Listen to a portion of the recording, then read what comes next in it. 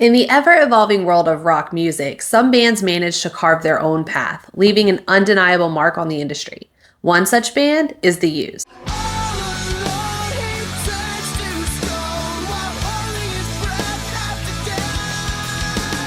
With their unique sound and emotional lyrics, they caught the attention of audiences all around the world. The Used has left a permanent mark on the alternative rock scene since their formation over 20 years ago. Let's start back at the beginning in 2000. It all started in Orem, Utah, when a group of high school friends with a shared passion for music joined forces. Burt McCracken, Quinn Allman, Jeff Howard, and Brandon Steineckert.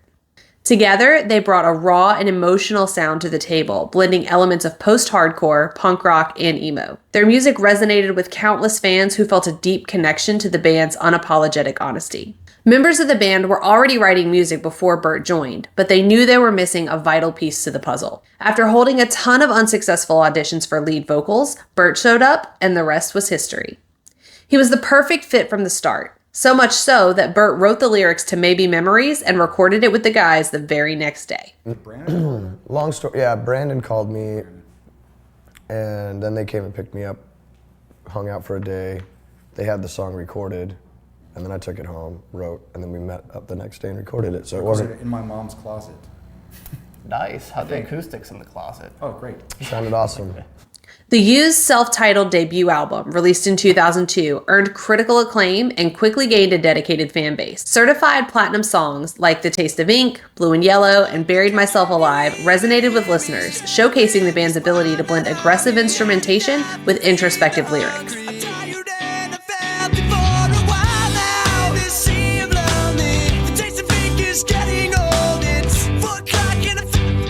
The band attributes much of their initial success to Goldfinger frontman and producer John Feldman. After the guys sent him an MP3 of a box full of sharp objects, he flew them out, got them studio time, and made sure every major label at the time had eyes on them. The first time I heard box full of sharp objects, he sent me an MP3, right?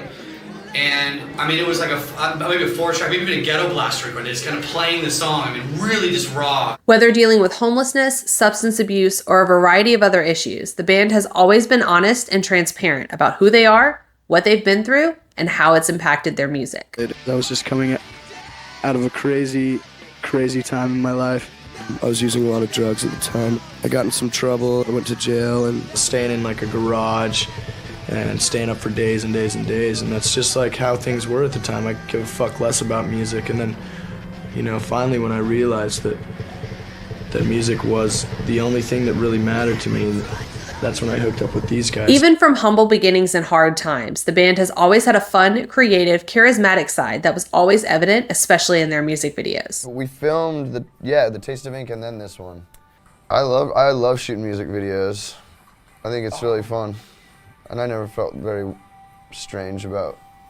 You always felt comfortable? Being in front of the camera. I was acting in plays and stuff when I was young. Their videos are iconic and live rent-free in the heads of their fans, even to this day. I remember I was really locked in that coffin and they actually buried myself alive. You were in that coffin for a while, I remember that. It was sketchy. Although the success of the debut album put the band off to a great start, that was just the beginning. It was their sophomore album, In Love and Death, released in 2004, that catapulted The Used to new heights. With singles like Take It Away and All That I've Got, the band achieved mainstream success, selling over 1 million copies worldwide. Their emotional authenticity and energetic performances struck a chord with fans across the globe. He ended up lining it up for us to go to London, and we couldn't believe it. Top of the world, sitting here. And I was a little bit like, do they need to go here to do this or whatever? And I'm like, oh, is it going to change anything? And I'm like, well, we'll see what happens when the results come in. What do I know? And then they hooked us up at the Olympic Studios out there, which is just like this famous studio. It's incredible. The Beatles have recorded there. Led Zeppelin, I believe, is recorded there. Stones. Right, cheerio. During this time, The Used became known for their powerful live performances, touring extensively and sharing stages with renowned bands. They've performed at Warped Tour, Ozfest, Project Revolution, as well as a ton of headlining and supporting tours over the years. Their music resonated with a generation that sought solace in honest expression, making them a staple in the emo and alternative rock scene of the mid-2000s. So we went from Warped Tour straight over to Ozfest and then kept touring. Why you never gonna Welcome to the Used on Tour. There's Quinn, he just ate. There's Brandon doing what he does. And Bert, but I'm gonna keep the fuck out of his business.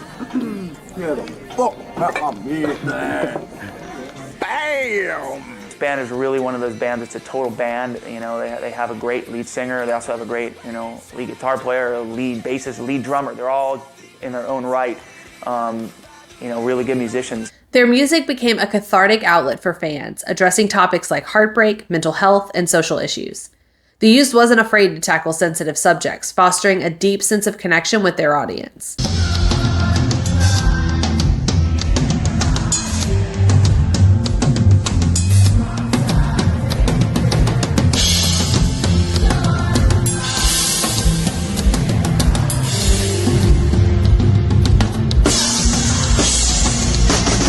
After experiencing both critical and commercial success, the Used underwent some changes. Steineckert left the band in 2006 to join Rancid, and Dan Whitesides, formerly of New Transit Direction, stepped in as their new drummer. Although Whitesides had joined the band, Lies for the Liars in 2007 was recorded with Dean Butterworth of Good Charlotte playing the drums. The album debuted at number 5 on the Billboard 200 with 92,000 copies sold. In 2015, Quinn Allman left the band to be replaced by Justin Tchaikovsky, formerly of Seosin. This didn't last long though, as there was an ugly split for Tchaikovsky in 2018. The rumors are wild, including restraining orders and the Photoshop removal of him from all the promo photos. Joey Bradford, the current guitarist, came in to save the day. Also around this time, the guys signed with Big Noise Music Group, where the remainder of the band's albums have been released. Fast forward to 2023, and the Used is still growing strong. They've released several more albums, including Heartwork, Vulnerable, and The Canyon. Their latest album, Toxic Positivity, continues to push boundaries and allow the band to experiment with their sound. Over the years, the band has collaborated with some major names in music. They teamed up with emo scene icons My Chemical Romance in 2005 to record their version of Freddie Mercury and David Bowie's Under Pressure.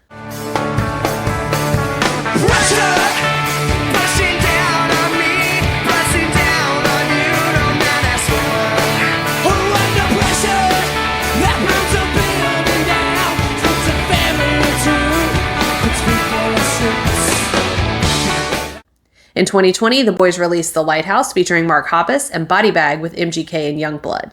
In addition to making music that defined a generation, they've also continued to raise awareness for various causes, lending their voices to campaigns supporting mental health, LGBTQ+ rights, and environmental issues. The Used has undoubtedly left an enduring mark on the alternative rock scene, inspiring generations of musicians and connecting deeply with fans worldwide.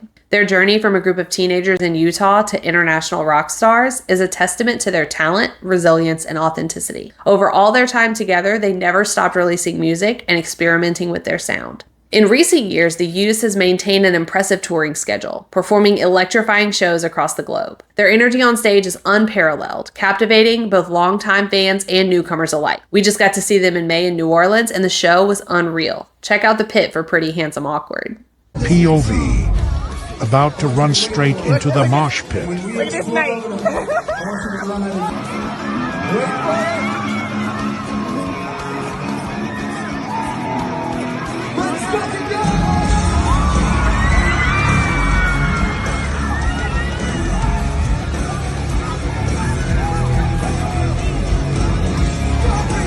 Their impact goes far beyond just the music. They've given a voice to the voiceless, and their legacy will undoubtedly continue to inspire future generations.